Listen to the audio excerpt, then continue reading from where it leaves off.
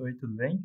Eu sou o Dr. Bruno Maeda Fusicima, fellow aqui da imagem cardiovascular do INCOR, e hoje nós vamos conversar um pouquinho da tomografia computadorizada nas doenças da válvula mitral. Inicialmente, as valvulopatias mitrais, elas têm etiologias diversas, são pacientes aí que podem ser de baixo risco, por exemplo, os quadros de etiologia reumática ou dependendo do prolapso, que pegam pacientes mais jovens, e nesses casos a cirurgia convencional, o tratamento clínico, tendem a ser as metodologias de escolha e de segmento. Por outro lado, né, tem outras etiologias como a estenose mitral por degeneração calcífica, né, os casos de insuficiência mitral secundária, dilatação nas cardiomiopatias dilatadas, ou pacientes com prótese e que já passaram por outras abordagens, que nesses casos então configuram aí tanto pelo próprio paciente quanto pela dificuldade técnica do procedimento, pacientes de alto risco. Então, nesses casos, né, métodos não invasivos, tanto de diagnóstico quanto de intervenção, são alternativas interessantes. E também lembrando assim que a válvula mitral tem uma anatomia mais complexa aí que a válvula aórtica, é necessário um planejamento aí bem preciso assim, tanto em reabordagens quanto em procedimento transcatéter, e a tomografia entra aí nesse cenário, tá? Sobre a tomografia computadorizada cardíaca em si, ela é um exame não invasivo que é baseado em raio-x, tem uso aí do contraste iodado aí no seu processo e é acoplada aí ao ciclo cardíaco pelo eletrocardiograma durante o procedimento. Ela tem algumas limitações, no caso, nem todo tomógrafo é capaz de fazer esse tipo de exame, geralmente são tomógrafos com mais de 64 canais, fácil uso aí do contraste iodado, então a gente sempre lembra aí da questão de alergia e também no contexto de nefropatia relacionada ao uso de iodo.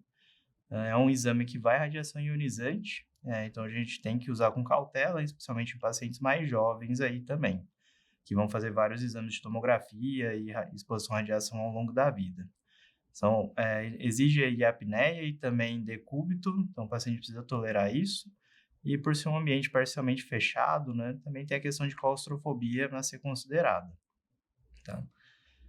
Das indicações nas valvopatias mitrais, então isso aborda tanto as questões de válvula nativa, né, como a estenose mitral degenerativa, no caso aí calcificação, né, no Valvin-Mac, os casos de insuficiência mitral primária e secundária para reparo com mitraclip e troca, transcatéter. No caso de próteses e plásticas prévias da mitral, existe a questão do valve-in-valve mitral e do valve-in-ring, e também de outras complicações valvares e paravalvares, como trombo, panos, endocardite e avaliação de resultado ou complicações pós-abordagem, transcatéter, mas também das convencionais. Então, em relação à questão de diretrizes, né, só reforçando assim que esses procedimentos todos, né, de transcatéter que vamos abordar, aí são pacientes aí de alto risco cirúrgico, né? Em relação à parte da anatomia da válvula mitral, a anatomia complexa, ela apresenta aí formato em cela. Tem dois folhetos, o folheto anterior e o folheto posterior, que são divididos aí em segmentos, em três segmentos posteriores e três anteriores. Tem suas regiões de comissura também, tanto parte medial quanto lateral, e os trígonos em relação aí à parte próxima da via de saída do ventrículo e da aorta.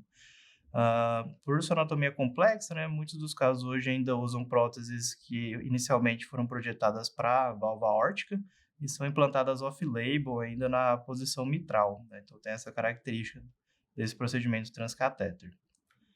Sobre o protocolo de aquisição da tomografia, pega-se todo o ciclo cardíaco com cortes finos, faz-se uso aí de contraste iodado puro e diluído, em média em torno de uns 100 ml de contraste, dependendo da densidade do contraste, com o intuito de marcar tanto o lado direito quanto o esquerdo do coração. Faz reconstruções de 10 em 10% para pegar sístole e diástole e avaliar a anatomia complexa da mitral. E por vezes usa-se uma aquisição mais tardia para vermos trombos aí intracavitários, tanto em aurícula quanto intraventricular. Não tem uma necessidade de um controle estrito de frequência cardíaca, mas é interessante, se possível, né, uma frequência aí por volta de 70 ou menos, para uma melhor qualidade aí de imagem e de avaliação. Sobre inicialmente o valve-in-valve mitral, no primeiro procedimento transcatéter que vamos discutir, avalia-se a morfologia cardíaca, né, com dimensões do ventrículo, em avaliar a morfologia de prótese também, com suas dimensões. Posteriormente, projetamos aí uma endoprótese virtual para simular como que vai ser tanto a via de saída original quanto a neo-via de saída do ventrículo esquerdo e avaliar o septo interatrial, por conta que muitos dos procedimentos são via transeptal. Então, assim, sobre a parte de morfologia da prótese mitral, vamos ver assim, as dimensões dos anéis prévios já implantados, né, seja de plástica ou de prótese prévia.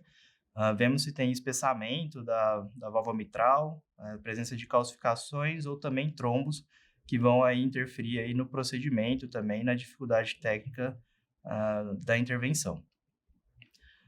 Sobre as dimensões, mais precisamente, né, vemos aí a questão de área, perímetros, diâmetros mínimo, médio, máximo, e a partir disso estima-se o tamanho das endopróteses que vai ser escolhida aí para o procedimento. Lembrando que muitas são inicialmente projetadas para a aórtica, né, e vão ser off-label aí da região mitral. Um exemplo delas aí, só para ciência assim, de um dos nomes, assim, seria a Sapiens 3. Sobre a projeção do próximo passo do valve-in-valve, né, projetamos uma prótese a partir dos valores ali que vemos assim na questão de dimensões e vemos a relação dessa prótese com as estruturas cardíacas. Existem alguns preditores aí para a principal complicação do implante transcatéter, que é a obstrução da anel-via de saída, que no caso vou comentar alguns aqui, por exemplo, a distância da mitral ao septo basal menor que 17,8, uma espessura de septo basal acima de 14 milímetros e também um folheto anterior da mitral alongado, mais de 30 milímetros, que ele será rebatido para a via de saída com a nova prótese. Outros parâmetros interessantes são o ângulo entre a mitral e a válvula aórtica menor que 115 graus, também uma área da anel-via de saída menor que 200 milímetros quadrados e também casos de ventrículos pequenos, né, menos de 48 milímetros também tem um maior risco de obstrução. Na presença desses preditores, né, não necessariamente o procedimento é contraindicado, mas sugere-se uma avaliação de outros procedimentos complementares prévios para reduzir esse risco de obstrução, por exemplo, o caso aí de alcoolização septal, que vai descarregar realmente essa área aqui da via de saída, ou também laceração do folheto anterior da mitral, que também vai impedir aí nesses casos assim de ele obstruir a via de saída, tá? Por fim, sobre o septo interatrial, vamos ver aí questões aí que apresentam dificuldade técnica para ele ser acesso via transeptal, por exemplo, no caso assim, de hipertrofia lipomatosa com um septo mais espesso, casos assim, de comunicação interatrial ou septos que já foram corrigidos, por exemplo, com PET, que pode também ter calcificações, e ou se não, se tiver alguma imagem sugestiva de trombo ou tumor no septo interatrial, por exemplo, um mixoma, que também vai ser uma restrição técnica para a via transeptal. Algumas outras contraindicações, né, relativas, assim, que podem ser vistas na tomografia, envolvem quadros de espessamento com endocardite, quadros aí de deiscência de prótese ou trombosistência de prótese, alterações do septo, como já comentamos, por exemplo, trombo também em aurícula esquerda, num quadro relativo, e por ser uma via venosa, né, às vezes interrupção de via cava inferior, que pode pegar no campo da imagem, também aí são dificuldades técnicas para o procedimento, tá? Em relação ao valve MEC, né, que dá parte de calcificação do válvula mitral, pacientes geralmente são mais idosos, por sua etiologia degenerativa já são multivalvários e configuram um risco bem mais alto aí de morbimortalidade, né? Diferente aí do valve ring, do valve mitral, não tem aquele anel protético para ancorar a prótese, então o cálcio é usado aí para ancoragem, né? Isso é importante, assim, a gente comentar que, assim, a questão, assim, de morbimortalidade é mais alta em relação ao valve mitral, que dependendo de algumas casuísticas, chega aí a 20, 25% em 30 dias, mesmo os procedimentos com sucesso. Do protocolo de aquisição é bem semelhante ao já comentado, e de avaliação também. Aqui só as adicionais que são feitos é o score de MEC, né, para avaliação do risco de ancoragem e embolização, e também a formação do D-shape do ânulo mitral, com as medidas de alguns ângulos, como o trígono, distâncias como o trígono-trígono, anteroposterior, intercombussural, a área do ânulo e os diâmetros médios também para a escolha da prótese, né? Sobre o score de MEC, né, avalia-se o espessamento do cálcio, sua distribuição, o número de trígonos e folhetos envolvidos, pontuando-se isso, e a princípio um score acima ou igual a 7, ele é favorável e tem menos risco de embolização, sendo que o score de 6 ou menos, até 60% dos casos, tem risco de deslocamento de prótese. Por outro lado, das outras medidas, do D-shape do ânulo mitral, né, áreas muito grandes assim do anel, tem riscos aí de uma regurgitação, né, perivalvar aí, mesmo depois da escolha da prótese. Dos demais passos do valve-MEC, né, segue igual ao do valve mitral, né, projeta-se a prótese e vê sua relação com a anel via de saída e aqueles mesmos parâmetros assim de obstrução de via de saída. Por fim, né, o último procedimento seria o MitraClip e a troca transcatéter. Eles são procedimentos ainda com uma experiência mais limitada ainda. Lembrando que várias próteses são aórticas, né, e ainda posicionadas em mitral. Então, a tomografia ainda tem um papel crescente e o eco transofágico permanece como um padrão ouro. Alguns estudos mais recentes mostram uma boa correlação dos parâmetros anatômicos da toma e do eco, então pode ser que seja aí uma boa opção futura aí na decisão de qual procedimento fazer. Sobre o MitraClip, né, brevemente, o protocolo de aquisição é todo semelhante como os já comentados, com as avaliações das distâncias aí do D-shape anular valvar, com enfoque também na área do ânulo mitral e na área do orifício valvar mitral, tá? Que eles vão ser parâmetros que, dependendo dos seus diâmetros e correlações, podem estar relacionados tanto ao quadro de insuficiência residual quanto de estenose residual. Lembrando que isso também vai variar com o número de clips aí a serem implantados, mas esses valores ainda estão em validação.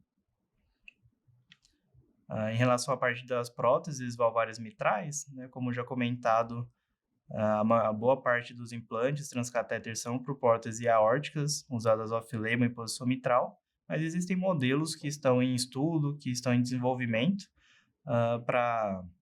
e cada tipo de prótese usam parâmetros distintos aí do diâmetro ventricular e das medidas do ânulo valvar mitral para sua escolha de modelo e também de tamanho, mas são poucos disponíveis ainda na rotina clínica, né? Então a tomografia ainda tem pouca experiência nesses tipos de procedimento, tá? De complicações, né, só além de planejamento do procedimento em si, existem casos que podemos ver aí em questão de embolização, deslocamento de prótese, também situações aí que a via de saída do ventrículo esquerdo fica pequeno, então com um quadro de obstrução, também presença assim, de trombo, ou outras complicações mais locais, como pseudoneurismas, abscessos também, tá? E por fim, uma outra indicação crescente da tomografia no quadro de investigação de endocardite infecciosa, que ainda atua como um método complementar ao quadro habitual, e o método de investigação habitual, como eco, a parte clínica também, mas é interessante em casos assim, de vegetações grandes, em casos de abscessos, pseudoneurismas e outras complicações valvares, dependendo também de rotura, que conseguimos ver na parte dinâmica da tomografia essas alterações também, tá? Lembrando que a válvula mitral, por ser mais complexa, né, se comparada ao seu uso no suspeita de endocardite, ela é menos precisa que nos quadros de válvula aórtica, que tem uma anatomia mais definida e uma mobilidade e dimensão menor que da válvula mitral. Então, assim, por fim, né, só algumas mensagens finais. Lembrando que a tomografia é um exame não invasivo, que usa radiação em contraste iodado, é sincronizado ao eletrocardiograma. Ele é usado na programação de valve-in-valve, de valve-in-MEC, dos MitraClips e também das trocas mitrais aí transcatéter. Tem boa experiência ainda limitada, né, com o uso muito de próteses off-label, mas que tem sido crescente o novo desenvolvimento de novos métodos. Ela é boa também para avaliação de complicações para valvares, seja pré ou pós-procedimentos, e tem essa perspectiva futura de ela ser um mecanismo aí auxiliar para a decisão, né? Se o paciente iria para um reparo percutâneo, para uma troca percutânea, ou dependendo para uma cirurgia convencional, a depender desses parâmetros anatômicos e riscos alto ou baixos cirúrgicos, tá? Outras questões só de reforçando de alguns valores para válvula em válvula mitral, pelos riscos de neoobstrução, obstrução da neovia de saída, né, seria a distância mitral ao septo basal, a espessura do septo basal, o comprimento do folheto anterior da mitral, o ângulo mitro-aórtico, a área da neovia de saída e ventrículos pequenos também, com diâmetro diastólico final do ventrículo esquerdo pequeno. E sobre o valve Mac, o score de Mac inferior aí a 6, né, com risco de embolização, ou o ângulo mitral aumentado, grande, com risco de regurgitação residual, tá? E para valvar. Então, obrigado. Isso foi um pouquinho de tomografia aí nas doenças valvares mitrais.